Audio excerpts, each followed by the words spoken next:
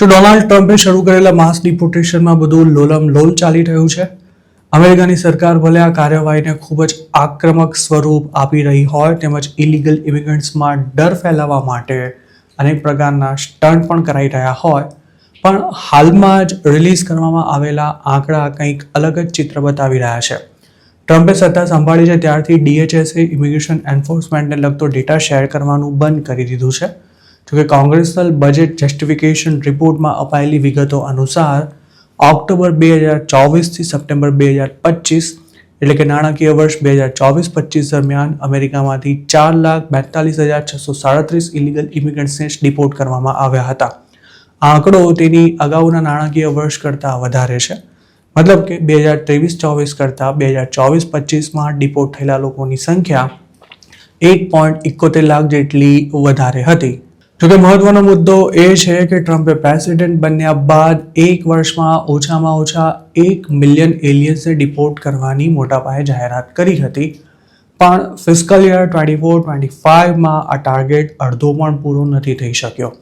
Budget justification રિપોર્ટમાં સરકારે એવું પણ જણાવ્યું છે કે 2025-26 દરમિયાન 1 મિલિયન લોકોને ડિપોર્ટ કરવાનો ટાર્ગેટ છે જ, પણ ચોંકાવનારી વાત એ છે કે આઈસે નાણાકીય વર્ષ 2027 માટે જે ફંડ માંગ્યું છે તે 2026 નાણાકીય વર્ષ કરતાં ઓછું છે. આઈસે જેનું બજેટ સૌથી વધુ ઘટાડ્યું છે તેમાં માઇગ્રેશન ડિટેન્શન અને રિમૂવલ ટ્રાન્સપોર્ટેશન બજેટમાં $751 મિલિયન ઘટાડાનો પ્રસ્તાવ મૂકવામાં આવ્યો છે.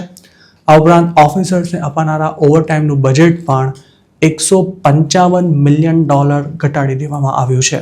જો આઈસ પોતાના ખર્ચાના અંદાજ ઘટાડી રહી હોય તો એક જ વર્ષમાં ડિપોર્ટેશનનો આંકડો ડબલ કઈ રીતે થશે તે સૌથી મોટો સવાલ છે, જેના પર ટ્રમ્પ સરકારે હજુ સુધી કોઈ ચોખવટ નથી કરી.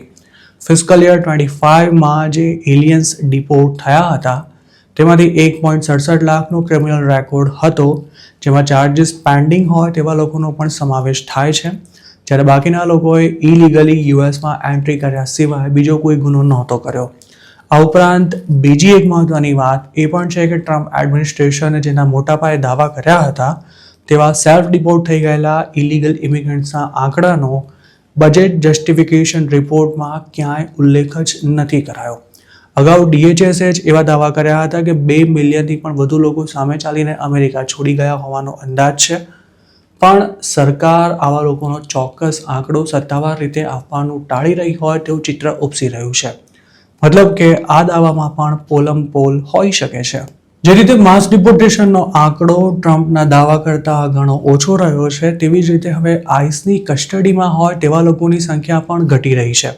હોમલેન્ડ સિક્યોરિટી દ્વારા રિલીઝ કરાયેલા ડેટાને ટાંકીને આ અંગે USA ટુડે પોતાના એક રિપોર્ટમાં જણાવ્યું હતું કે એપ્રિલ 9ના રોજ રિલીઝ કરાયેલા આ ડેટા અનુસાર ઇલીગલ ઇમિગ્રન્ટ્સની ધરપકડોનું પ્રમાણ ઘટી રહ્યું છે.